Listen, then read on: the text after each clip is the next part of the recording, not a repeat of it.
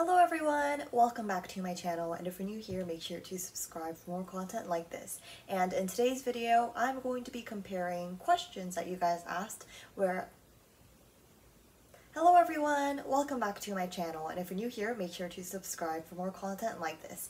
And in today's video, I'm going to be talking about the differences between Korea and Canada. I have so many different categories that I selected from the questions that you guys asked. So if you guys want to ask these kind of questions, make sure to check out my Instagram stories often or my YouTube community posts on my main channel. Okay, like I would upload on this channel like the community posts, but I just feel like less people are going to reply to it. Like once I did it and it was a big flop. So yeah, I just do it on my main channel, so just get updated with that, I guess.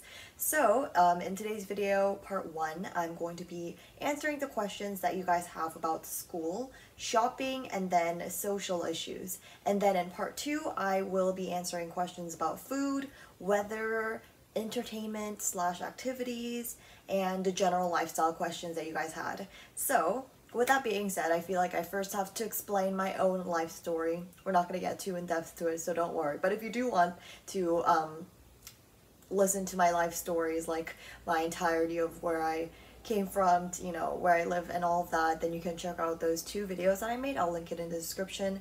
But I guess as a general overview, I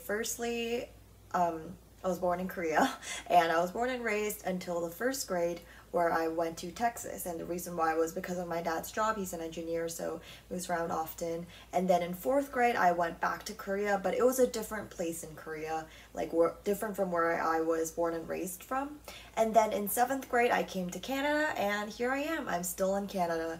And the reason why these questions are mainly focused towards Canada is because I'm currently living there now, so it's more so accurate to where I'm currently staying in.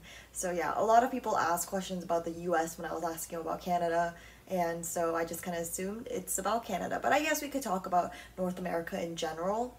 And a lot of people had references to there, which I'm going to assume is in Korea. Like, oh, is food better over there? I'm going to assume it's about Korea. So yeah, that's kind of the general overview. But a lot of people ask, where is better, you know? Canada or Korea? Like, what are the different benefits to each? And that's what I'm going to be answering right now. There are different factors that play into this, and it's not just like a yes or no question. It's not like, oh, Korea. It's like there are different pros and cons as of any other question, so I'm going to be going through those. Oh, and one more thing I just wanted to mention. I literally filmed this video yesterday at like the same time.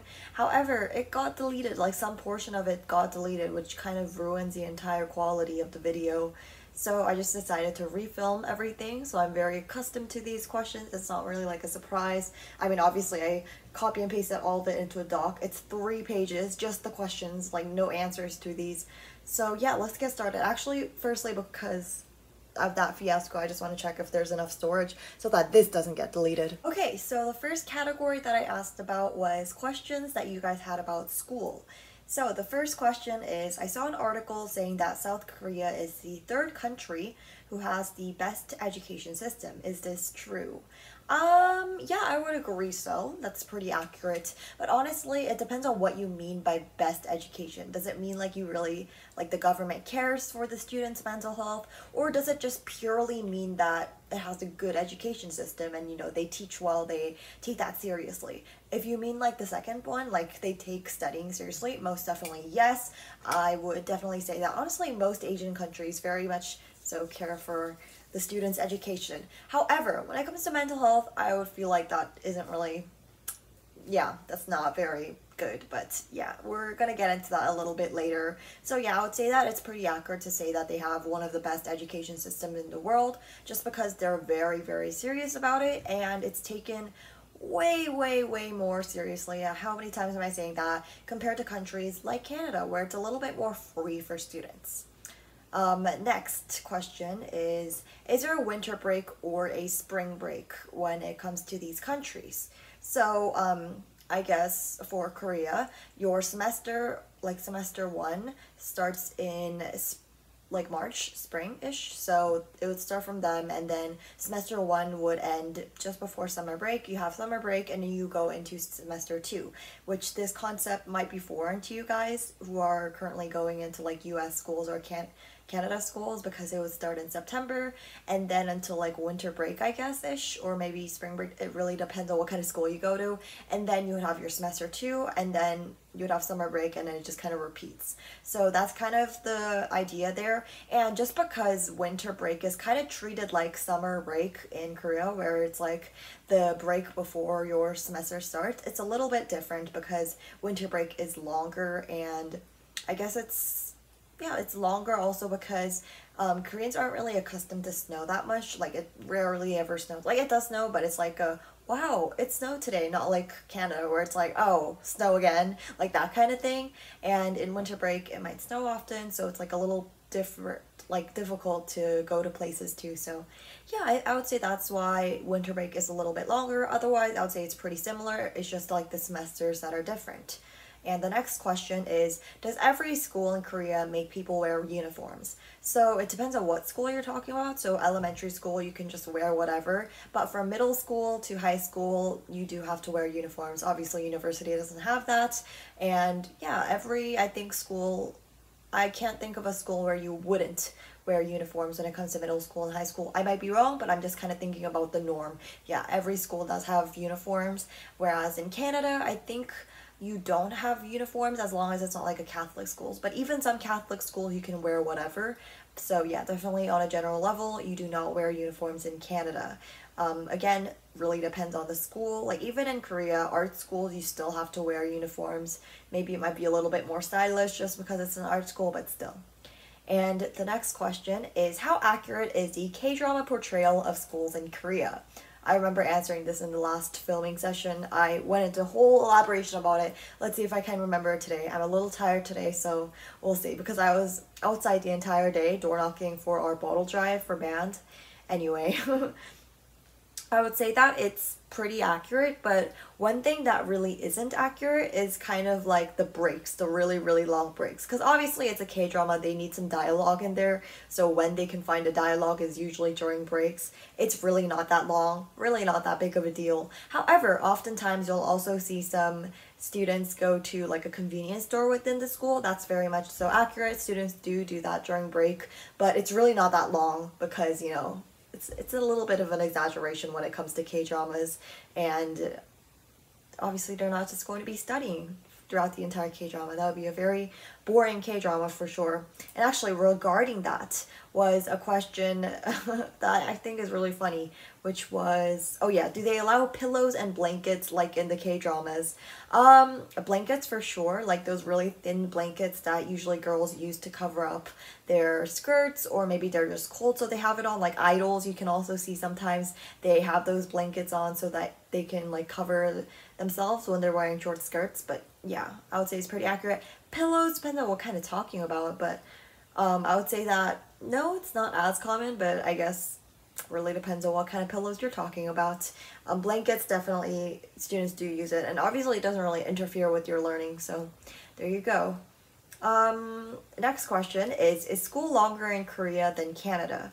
So I think Korea is longer because you would start at an earlier time. Like for Canada here, the school I go to, it starts at 9 a.m. Although band is 7 a.m. Like that's a little different, but yeah, it starts at 7 a.m. or sorry, 9 a.m. And in Korea, it would start much earlier than that. And you also have this thing called night self-studying, where you go in at night and you just self-study at the school with no teachers. I guess you'd have supervision, but not really. And you just sit there and you study at night at least like 6 p.m. to whenever you want to.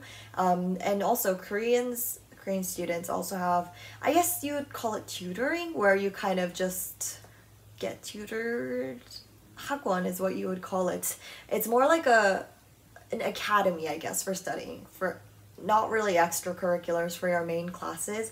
And that's kind of like the norm. If you don't go to Hagwon, it's a little bit odd, I would say. In Canada, you don't really have that. I guess some students do get tutoring, but I think it's a little bit of a different situation because it's mostly Asian students that get tutoring, right? But no, in Korea, it's like everyone who does tutoring and everyone does the nice self-studying thing. That thing is like it's not mandatory, however it is probably best that you attend those just so that you are focused and you're in the school environment while you're studying, which honestly I think is good. But then you also want to think about the student's life outside of school. One more thing to add on to this, like Korean students rarely ever have a life outside of school. Obviously, it's not like they'll only study, but it's definitely more common to see students that are only studying in Korea rather than in Canada. In Canada, I feel like students are still really into other things, like let's say band, sports definitely is a really, really common thing, whatever sport you play, like football, baseball, soccer, whatever it is. And the next question is, what is the differences in subjects you take within the different countries? So I would say that in Korea, it's a little bit like they both have option, like in both Korea and Canada, but it's a little bit different. Let's just start off with Canada because it's where I'm at right now. So for middle school, you have your main courses that you have to take, like English, like I call those core classes, like English, social studies, math, science, all that. But then you also have options. So in middle school, I think the first middle school I went to in Canada, it was like out of 6 courses, 7, maybe something like 8 even, I would say something like that. And you could choose 2 classes per semester. So I remember doing, I think I did woodworking, but then I hated it. So I moved to robotics, which I hated even more. And then I also did multimedia, I did drama, I did art. And the other options was like band. There was band, and I don't recall the other ones. But yeah, that was kind of like the variety that first middle school had. And then the second middle school or junior high that I went to, it was a little bit different because they were on a low budget. So the only options that they provided really was art, kind of, I guess. They had like cooking, they had woodworking within that class that they really called art. And what else was there? Like they just did art related stuff. And then there was French and then band. Self-explanatory. So in that second middle school, I took French and band because you could only pick 2. And then in high school, there's a lot of different kind of option courses. Currently, the only option courses I'm actually taking is French and band, just because I don't have other spaces for other classes. But you know, there's a lot of variety. Like I think there's film studies, which I really wanted to do, but I couldn't because of my full schedule, because I'm doing a lot of different things for IB courses and stuff. And then there's like computer science. Is robotics a class? Maybe it's a club. I don't really know. Let's see, there's other languages like Spanish, there's also Chinese. They used to have Japanese, but they don't anymore. Art, definitely, there's even art IB. Drama, I don't think drama is a class. I think, no, it is class, sorry, it is a class. And what are some things other kids take? I don't know, all of my friends are full IB students, so they don't really have options. There you go, those are the options that you have, and you can definitely have a more sparingly free schedule when it comes to Canada, just because I feel like everyone's schedule is basically different in Canada, whereas you can take like spares, spares are kind of like empty, they're not classes, like you don't have a class, and that is kind of what it means. And everyone's schedule looks different, whereas in Korea it would be more so similar to one another, and you can find students that have similar time schedules because it's just students that are, you know, taking the regular mandatory courses and maybe one extra optional course. And it's kind of what 방과후 means. 방과후 is after school things, so like you have those kind of options. I remember when I was in elementary school, so it might be a little bit different. When I was in elementary school in Korea, sorry, we used to have this one class that you could choose out of all of your options, and there were so many options. I remember struggling to just choose one just because there were so many good ones, but you could only take one. I think for my 4th grade class, this wasn't really my option because I went in to like 4th grade in the 2nd semester. So there's this girl that had previously left just after taking like the 1st semester, and she was in the dodgeball club, so I had no choice but to join that. Obviously, do I look like someone that would play dodgeball? No, I didn't want to, but I had to do it anyway.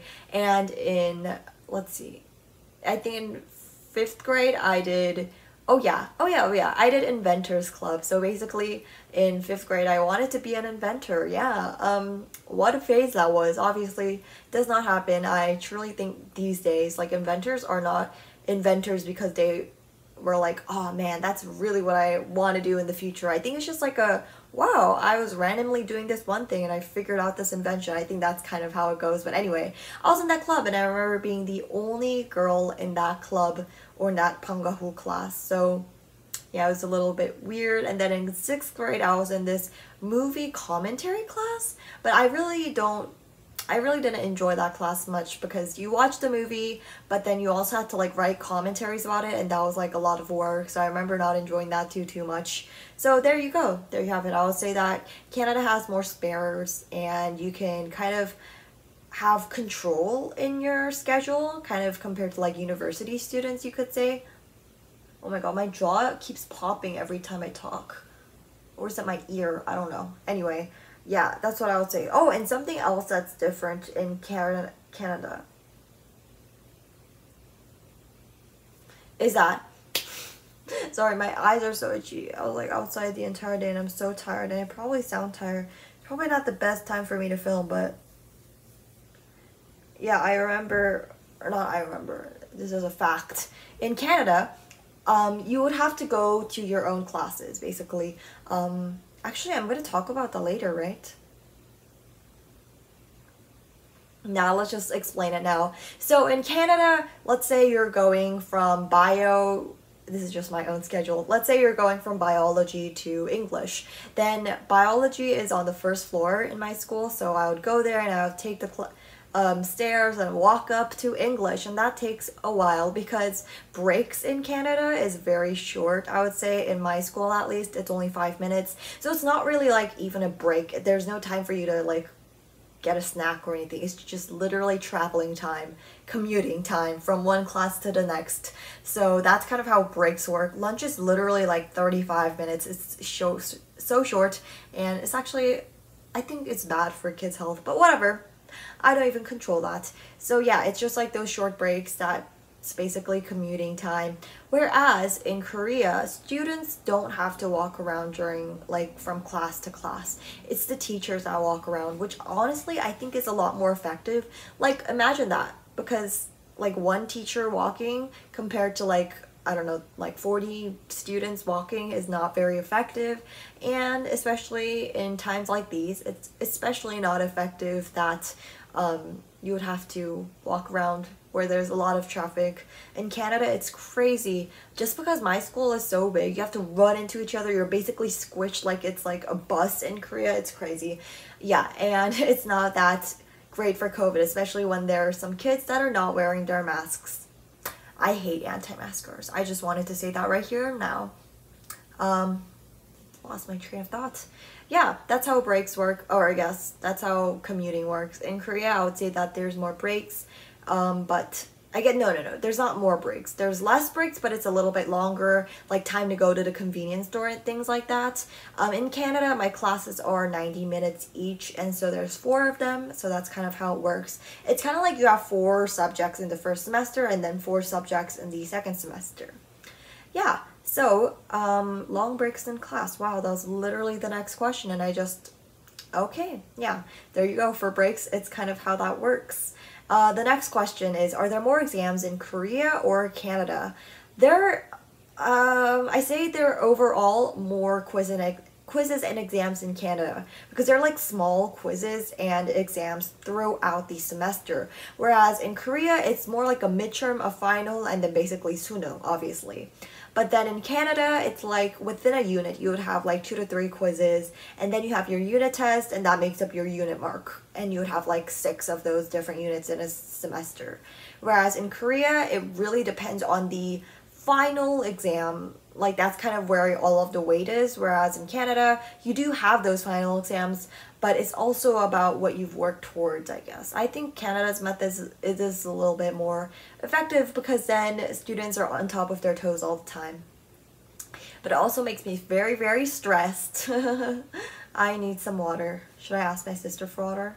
I doubt she would get it for me.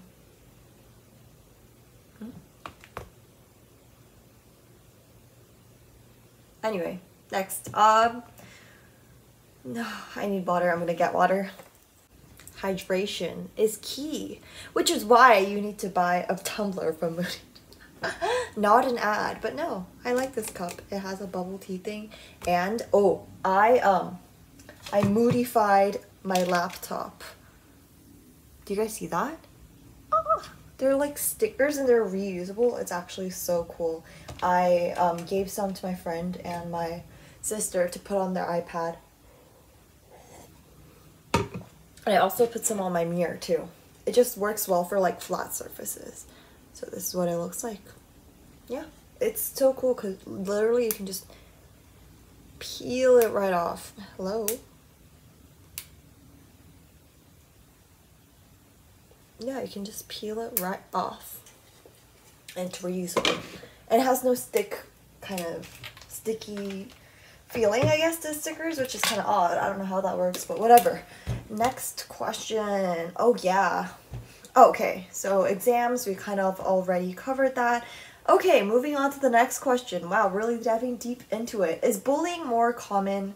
Why is my hair like that? It was in a hair claw all day. Is bullying more common in Korea or Canada? As someone who has bullied what am I saying? I can't even grammar right now. As someone who has been bullied in both countries, I think it's safe to say that I am an expert on this.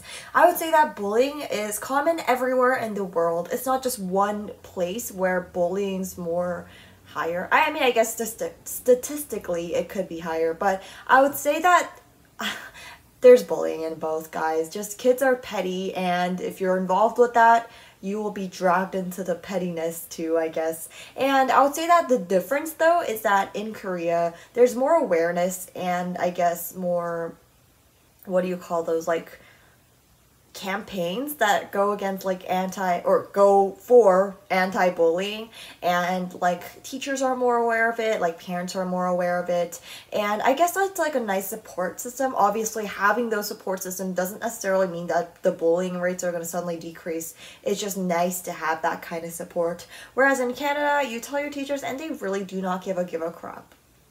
What?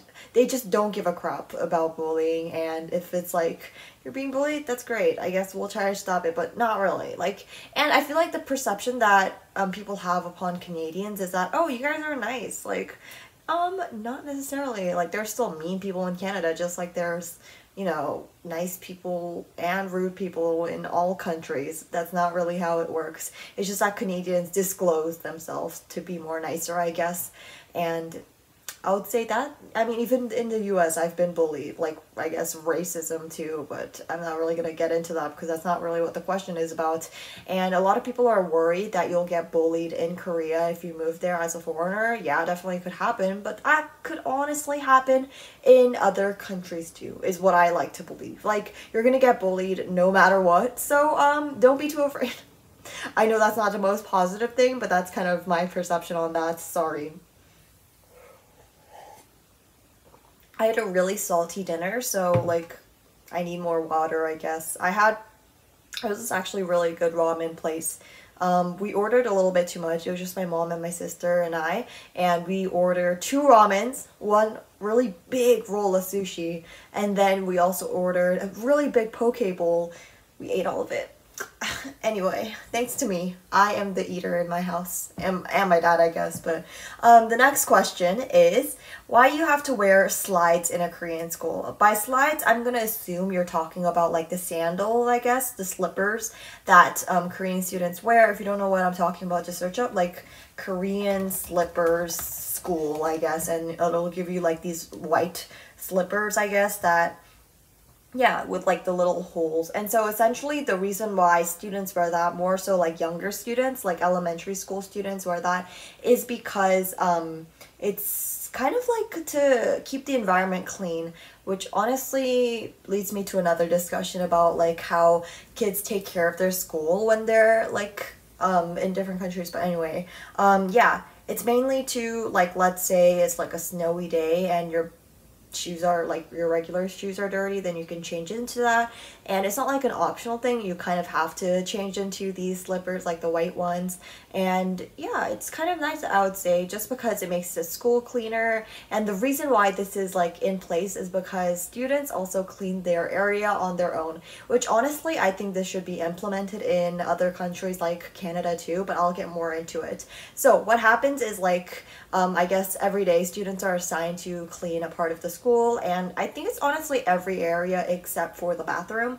I think they have separate custodians who do that, but Korean students have to, like, let's say mop the hallways, and then they have to, you know, brush their own area of their desk, I guess, and also like their partners and things like that. And they also have to clean up the chalkboards, like all of that space you have to take care of yourself. And like just everything, you just have to take care of it, which I think is a good learning experience for students, because it teaches you, like, yeah, you need to actually take care of your space when you are using it, and you have to take responsibility for it. Whereas in Canada, it's just like the custodian doing it, and students are not really a part of that.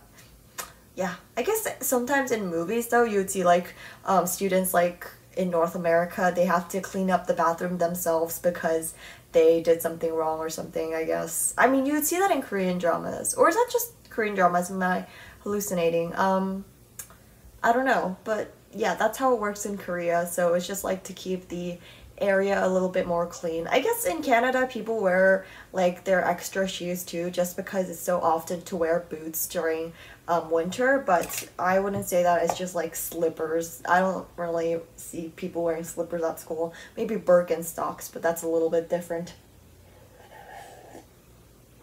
I've not worn my Birkenstocks in a while. I mean, it's been a while since it's been summer.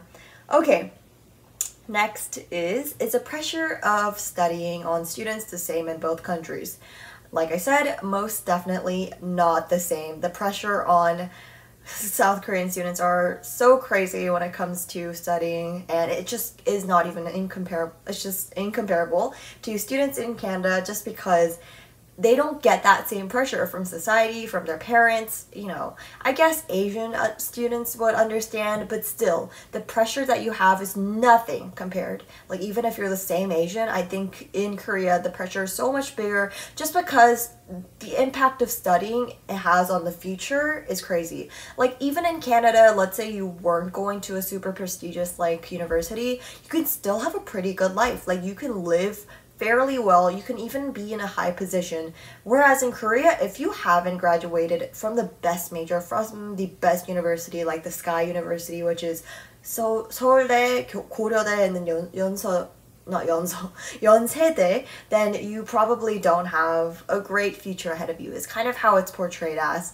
And even if you aren't like from those 3 universities that are viewed as like the highest, you still need to go to a fairly good school, is kind of how it's going. And this one really was not a question, but I just wanted to add it in because I wanted to talk about it. And that is about school meals. So let's just start off with Canada first. So in Canada, you just have to bring your own lunch. That's kind of like the expectation, which honestly, I think it leads to students not eating as much, which is not really good. So I honestly agree with Korea on this part. We'll be getting into that a little bit later, but yeah. In Canada, they often do have cafeterias. I guess in US too, they have cafeterias where they sell stuff, but really it's not that good. I sometimes used to buy lunches in America when I was young, just for fun, not for like because my mom was too lazy to make my lunch, just for funsies. But it was just highly processed food, not so good for your health, like pizza, I guess, brownies, like things like that that are really not suitable for young kids when they're literally trying to grow. So yeah, that's kind of how it works. But these days, a lot of these cafeterias are closed because of COVID. In Canada right now, the school I'm attending, we did used to have a cafeteria that was open and all, but now we don't because of COVID. And students, like, you're not allowed to buy food. Like, no one is actually working in there, so it's just kind of like a empty area that kids just eat their own food at, and band kids also use that space, but that's unrelated to that. In South Korea, they offer you food. I mean, they don't offer it, you have to eat it. This is both elementary, and then middle school and high school. They offer free food. And where does money come from? Government. Where does that money come from? Tax. taxpayers. Taxpayers essentially pay the fee for like students and their lunches, which honestly I think is a better idea because they are forced to eat it. It's very healthy food, I guess.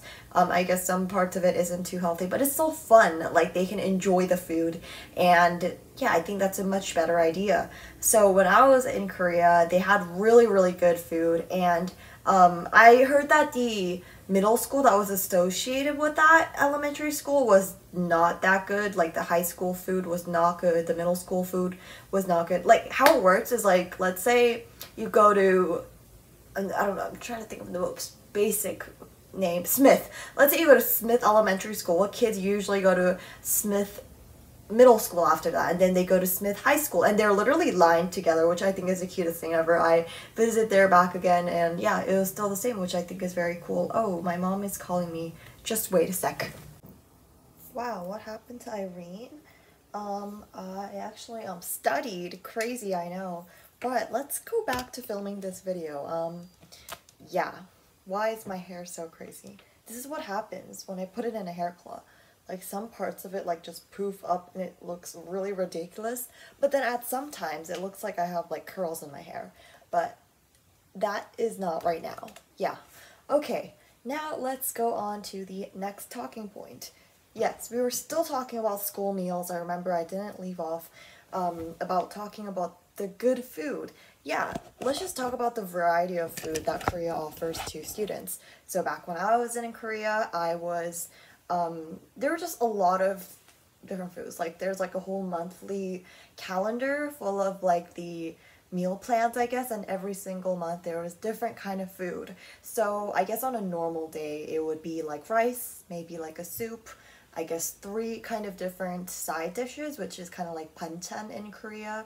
So this would be from vegetables to maybe meat to kimchi. Obviously there's always kimchi in it, and sometimes maybe like once every 2 weeks there will be something like ice cream, dessert. I remember on the very last day of school they even provided cake. You know, like obviously these aren't healthy, but on a general level they're very healthy food, because Korean food on a general level, how many times am I going to say that? General level. Yeah, Korean food is really just healthy overall, and a lot of greens, a lot of just good things. Like it's just incomparable to meals in North America or Canada, just because it's really bad for you and there are barely any health benefits except for making you full, maybe not so healthy. Yeah. So that was the school meals. Obviously, I've heard that like not all schools are really, really good when it comes to food. Like they still provide a variety and they're still healthy. However, it just doesn't taste that good.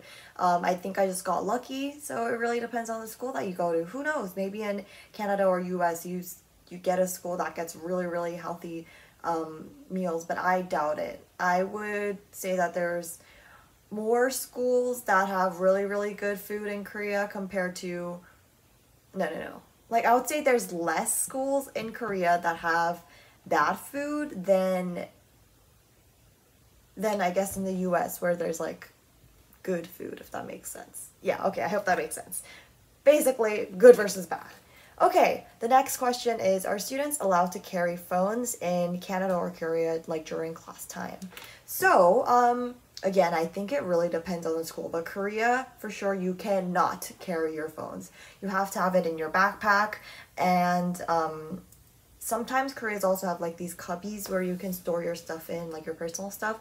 You'll probably put it in that, or I guess in Canada you would have lockers, but because of COVID, actually, our school stopped using lockers, so everyone just carries their backpack around school, which is honestly really, really inconvenient. But then I can't like recall like me actually taking my binders and notebooks, and oh my god, no, that would just be a mess. But anyway, yeah, we can have our phones on us in Canada. We could literally just do our phones for the entire period, and I doubt any teacher would really say anything about it, which really makes you question the work ethic of some of our teachers. But that is the unfortunate case. They really just do not care if you're on your phone or not. I guess it really depends on the teacher and the school, but some teachers are really just, they just don't care. They just don't give a crap anymore. And I guess that's just kind of like the burnout of COVID that's impacting other people. But there you go. And Like, you can see me just vlogging at my school, and that kind of tells you everything. Obviously, I'm not just like vlogging in the middle of class. I think the most I've vlogged is like once I was doing my math worksheet and I was vlogging that. That's about it though. Like, not during class time, obviously during lunch or break or before and after school. Okay, next question is, till what level do you learn English in Korean schools? I would say it's very basic. However, in Korea, they more so like focus on the grammar of the English language, very structural things, grammatical things, rather than basic day-to-day life. So it's not really like conversational English you learn in school. It's more so about the grammar, like I said, and the exams that like Korea has for English classes are not going to teach you about like basic conversational things. It's literally about, okay, are you getting the grammar right or not? Which honestly, I don't know why it's the case, but yeah, back when I was in Korea, I think in 6th grade, we were still doing very, very basic things. So yeah, English was not a problem for me, definitely because I'm fluent in it. But maybe if you get into more of the upper levels, you might struggle in grammar because even native English speakers struggle with grammar and spelling. So that's a fact there. Okay, and someone also asks, do you learn various other languages too in school in Korea or Canada? So in Korea, in high school, you do have to have a second language apart from English. And so I know my mom did German for a while. She knows how to count. That's like literally the extent of her language skills. But in Canada, it's really an option to choose an English or choose a second language, sorry. And by second language, they usually mean like French. And like for a full IB, you need to have a second language, which honestly, that's kind of unrelated. But yeah, you have to have that. And also, what was I gonna mention? Various other languages. Oh yeah, for Canada, we're a bilingual country, so it's kind of expected that you have French as a second language. And yeah, I do French because I find it a little bit easier than in my other courses. So it's not that difficult, but still, I would say I'm half fluent in French. Like, I can understand what you're saying, but I might be a little bit wrong when I try to reply to you, that kind of thing. So yes, that is it for school. So now let's move on to shopping. The first question that I got was, is sizing small when it comes to clothes? I would say that on a general level, stop, I'm doing that thing again. I need to stop saying that. Like, that needs to be like a banned phrase in my dictionary. Anyway, just because Koreans are like smaller, I guess. Yeah, I guess it is smaller, and I would phrase that in a different way almost. I would say that it's harder to find plus size clothing in Korea compared to Canada. I would say that there's still like availability for that, but still, just because a lot of Koreans, you can't really see plus size people that often compared to Canada, they just don't offer that kind of products, I guess. And in Canada, I think there's quite a bit of a wide variety when it comes to clothing and your size, and it's a lot more inclusive, I feel like. Yeah, so next, do items sell for cheaper in Korea than Canada? For sure, definitely. It's much cheaper. Probably because labor laws, guys. That's what it derives from. So if you're trying to get a job in Korea, especially if it's like one of those minimum wage jobs, like very like low-ish kind of jobs, you're probably not going to get paid much, and that kind of results in the cheap items.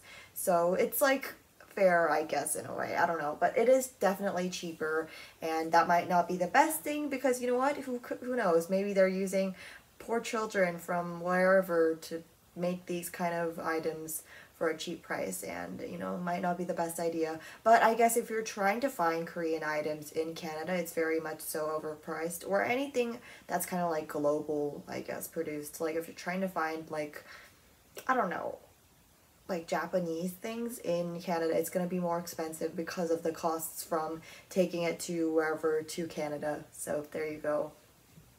And I don't know what else to elaborate on that, but next, something you can only find in Korea, whereas something you can only find in Canada.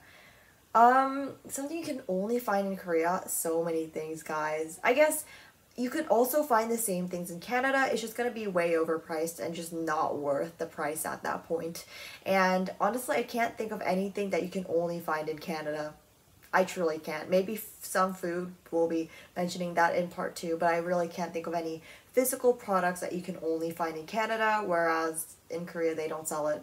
I don't know. Let me know down below if you think there's something that only North America sells, whereas Korea doesn't. Oh, I guess. Oh yeah. I guess deodorant. I'm sure you can still find deodorant somewhere in Korea, just because like athletes use it if they're like serious about exercising. But no, Koreans don't produce this kind of odor, I guess, in their sweat.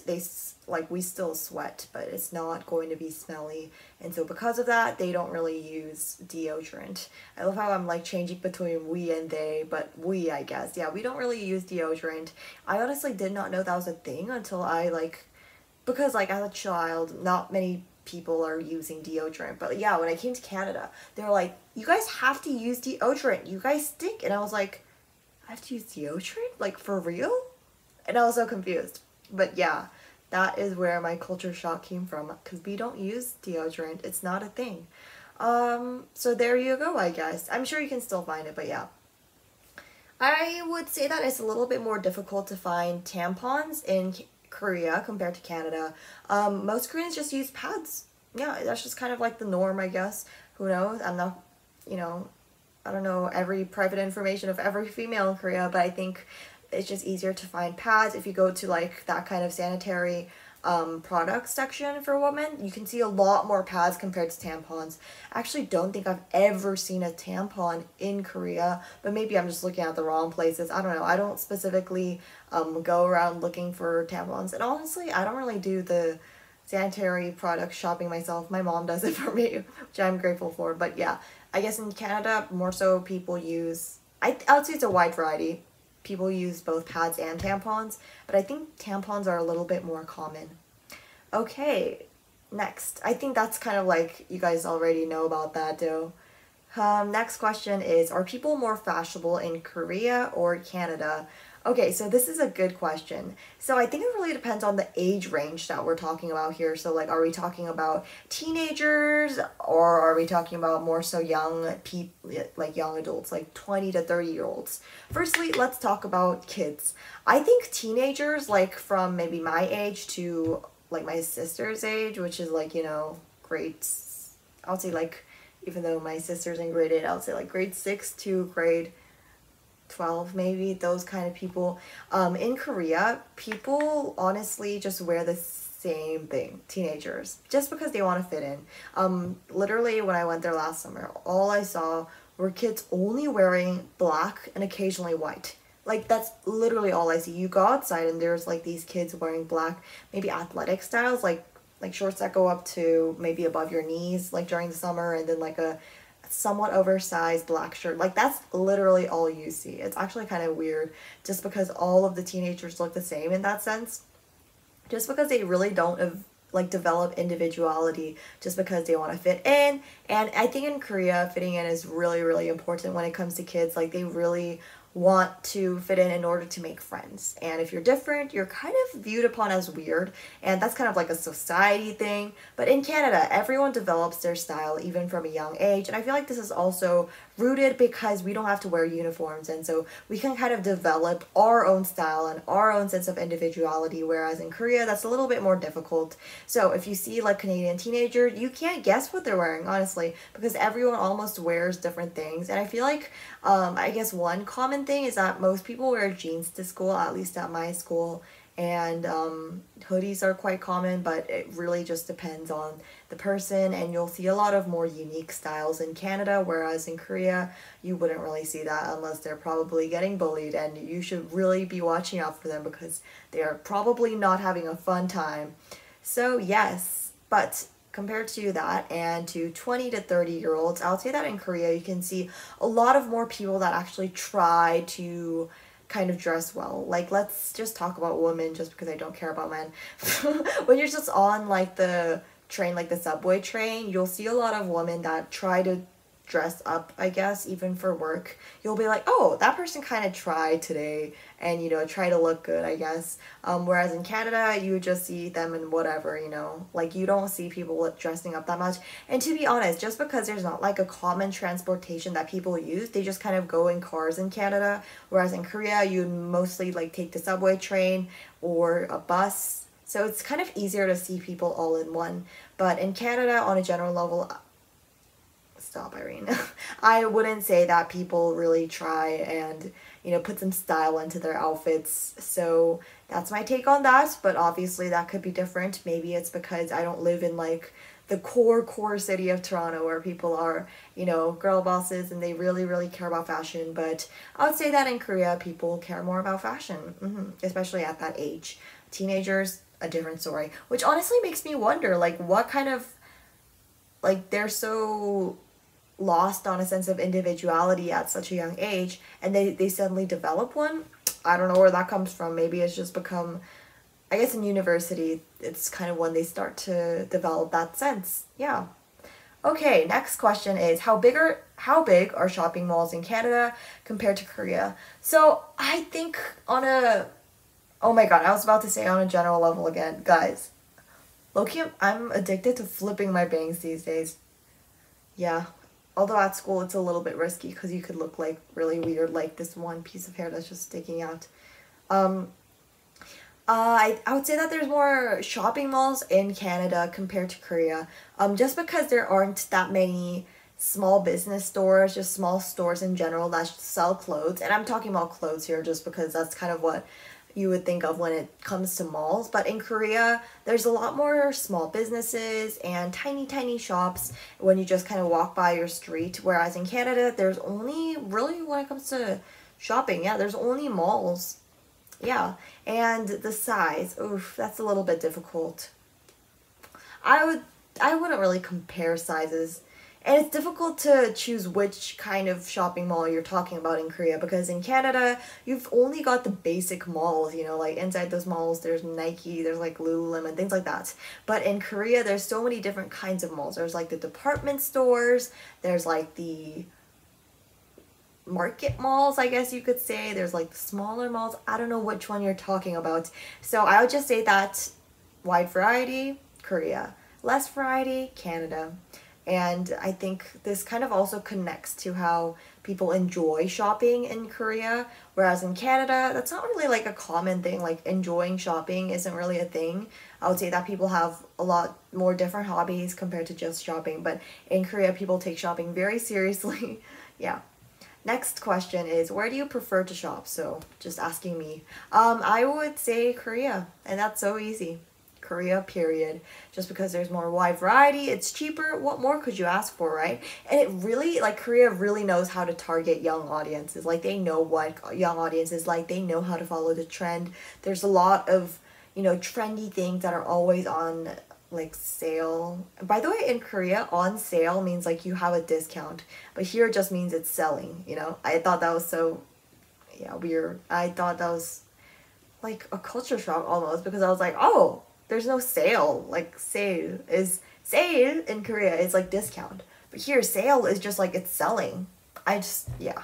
Next question is, which is also the last one, is skincare cheaper in Korea than in Canada? I would say this is a difficult question because let's just talk about the quality first. In Korea, there's a lot more skincare related shops, related stores, and it's definitely more of a serious thing, whereas in Canada, it's just kind of like not that serious. It's just kind of what you would find at like a supermarket, I guess, or wherever you like to shop. Costco, I don't know. But in Korea, there's skincare specific stores. Yeah, I would describe it as that. And I'm not sure about price because, you know, makeup products, skincare products are always expensive, especially if you're getting it from a reputable good brand. But in Canada, they don't really have skincare specific brands as far as I know. I just kind of buy skincare products from here, I guess. Like if you were buying Neutrogena products, if you're buying like CeraVe, you would buy it at a supermarket, not a CeraVe store. I don't even think that exists, but yeah, that's kind of how I would say, yeah. Just quality, like the quality is different, so because of that you can't really compare the price, I guess. Yeah. Okay, and the last category that we're going to talk about is a very short category that I personally just added on because some of the general lifestyle questions that you guys asked, a lot of those questions had to do with social issues. So, we all know Korea is way more conservative than Canada just because of the deep history that Korea has, and I think it's just less progressive, and I think that's fine.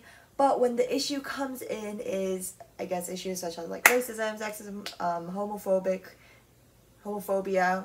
Was I about to say homophobicness? I don't know. But yeah, I would say that Korea is much more conservative, but we all know that. But let's dive more deep into it. Love dive.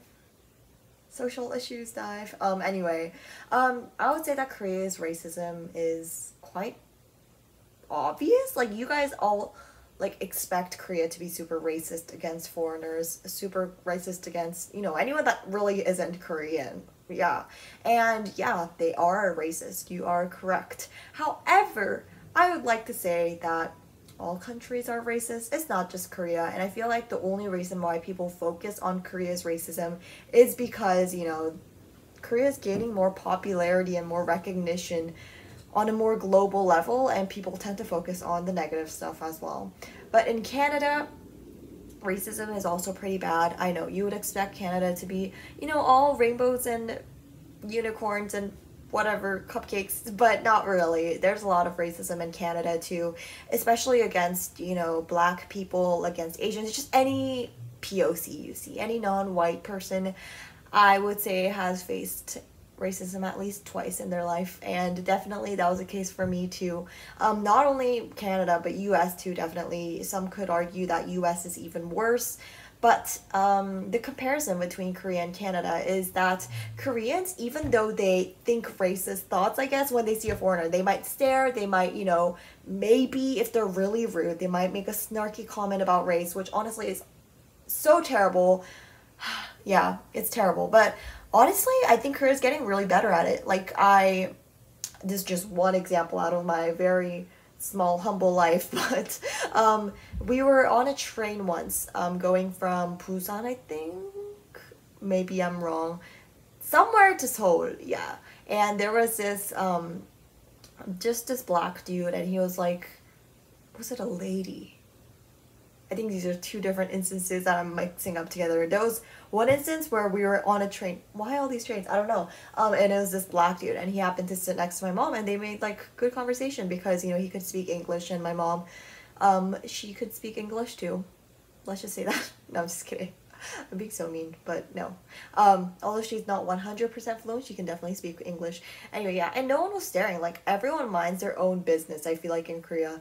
Like, oh, this is just diving into a different topic, but in Korea, like, you could literally wear these hair roller things, like, on your head, and that's normal for girls. Like, you have that on a train, no one will think, like, no one will take a second look at it, I guess. Like, everyone just kind of minds their own business, and maybe if someone is looking, it's probably, like, an elderly that really has nothing else to do with their life.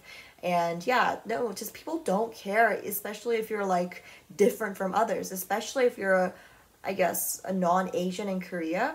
It's kind of accepted at this point just because we all know that there's a lot of foreigners that are living in Korea now. So it's not treated as something super, super differently either. Maybe if you're like in the 90s and you happen to take a vacation to Korea, you might be viewed as a little bit different just because it was such a, like, what do you say, homogenized kind of group of people. It's just only Koreans in Korea back then. So yeah, I guess it's apparent that there's racism, but there's no actions taken upon it. Like, no one's gonna attack you for being non-Asian in Korea, I guess. And the reason why I'm saying non-Asian, I guess I'm saying more specifically non-East Asian, is because honestly, like, a Japanese person could be on a train and you wouldn't really know that if you're Korean or Japanese. Yeah, anyway. Yeah. Whereas in Canada, I feel like there's a lot more physical evidence that there's racism, and by that I mean attacks, shootings, just a lot of racist acts happen to be on the news against POC people, and I don't know, just a lot of action is taken towards it. Like in Korea, let's say there's the same amount of racism. Let's just say that. Although there isn't, I guess. There's no way of telling if everyone has racist thoughts or not. But anyway, yeah, let's just say there's the same amount. Then it's going to be different in the sense that Korea doesn't take action upon racism, whereas Canada does. Like, there's proof of it. There's proof that people attack people for no reason and, you know, treat people unfair, like especially low minimum like wage workers, for being Asian or for being whatever that's not white. You see a lot of evidence of that, and I wouldn't say that that's like just because there's action, the racism here is worse. I'm not saying that, but like it gives you an idea, I would say, like how to visualize the racism. So all that to say, racism is everywhere, guys. There's no way of avoiding it, to be honest. Maybe if you're in your home country, you can avoid it, but like really, there's no way to avoid racism. I think in every continent you can think of somewhere that has racism at this moment. So yeah, unfortunate, but that is the truth. It's actually really, really sad, and really there's nothing you can do about it except not be racist to other people, you know? I think it's quite ironic how people are like, oh, people treat me unfair because of racism, all that, and then they go around being racist. And I don't believe in that. I see so many like celebrities, for example, you know, like explaining that like their stories of being a target due to racism, but then they go around being racist themselves. It's so funny. It just makes no sense to me. I don't understand that at all. So, yeah. Oh my god, why is my hair so curly? It's so cool. Whoa. It looks fried almost. Anyway, next. Let's talk about sexism in Korea and Canada. I think this is really fair to say. It's quite different from racism. I think sexism is worse in Korea just from the examples you see on like workplaces, I guess, when it comes to treating women. However, I think it's they're working on it. We're working on it. I guess there's a lot of good things, like good benefits, I guess, when it comes to being a woman that's pregnant overall. Like there's parking spaces that are specifically for pregnant women. There are like specific seats that you can sit in for subway stations, and like literally no one else can sit on there unless you are a pregnant woman. Things like that. But otherwise, I can't really think of an example where sexism is less worse in Korea compared to Canada. Obviously, there's still sexism in Canada. Like, these issues are not gone everywhere else in the world just because some conservative countries have it. Yeah, sexism is definitely worse. Just of how people treat people and view them.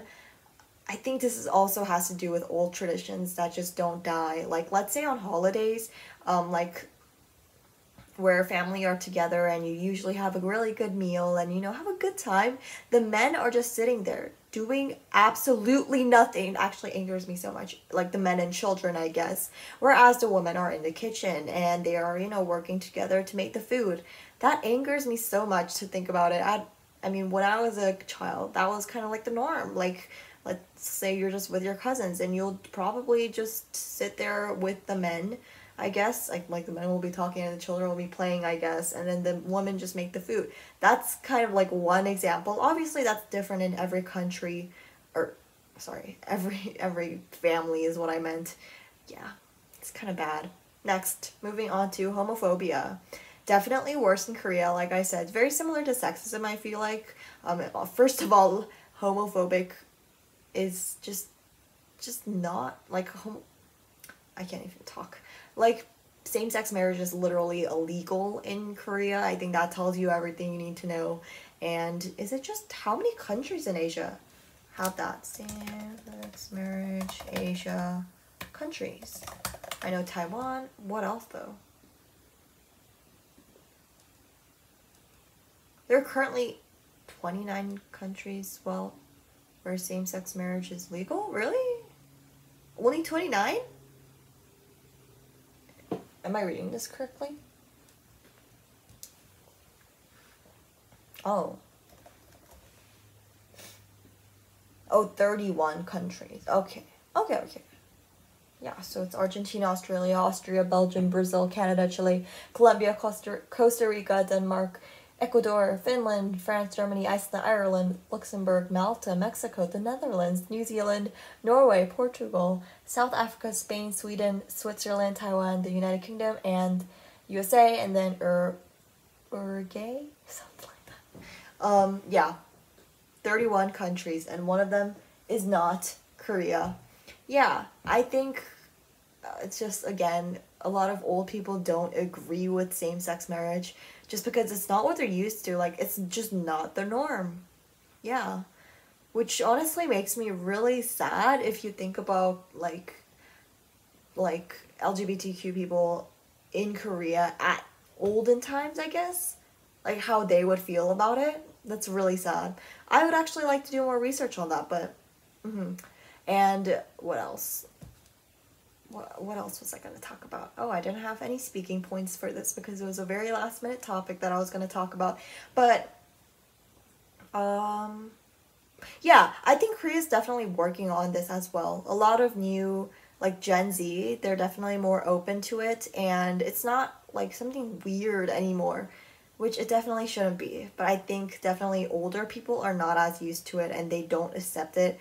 Like, I don't think any grandmother, grandfather would be happy if their grandchild came out to them. I mean, I was just having a talk with someone today about a friend who just recently came out, I guess like a few months ago, came out to their parents. And although they're not Asian, he's literally just white. But yeah, this is so sad, but they wanted to just like have him leave after high school because he's in grade 12. And that's just so sad. Like, oh my god, my hair's not complying with my emotions. But yeah, the frick. I think that's very sad and should not happen in any country. So yeah, even in Canada, homophobia still exists. Oh my god, my bangs are so long. Yeah, my lip is bleeding. Oh my god, I have this one picture that I took while my lip was bleeding and then I wiped it off thinking it was like something. Here. Oh. My blood. Let me make it brighter so that... Oof. My blood. Oh, blood warning. It's very red for some reason. I think when it comes from your lip, it gets a lot more red. Wow, that's really gross. I'm so sorry I showed you guys that, but where did I come from this? Oh, I had so much water. Okay, yeah, there goes everything. So in part 2, do not forget to watch that too, because we'll be talking about food, weather, entertainment / activities, and general lifestyle questions. So like miscellaneous things. So thank you so much for watching. I'll see you guys in next week's episode, and bye!